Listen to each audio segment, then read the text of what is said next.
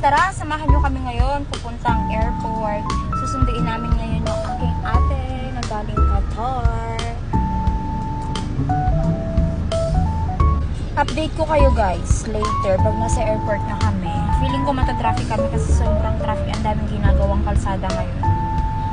Ewan ko ba naman bakit sabay-sabay silang ginagawa.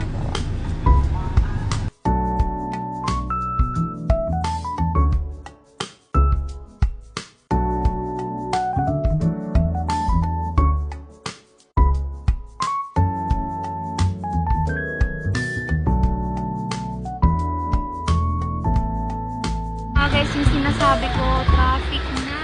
Traffic na. Dito pa lang yan palabas pa lang yan.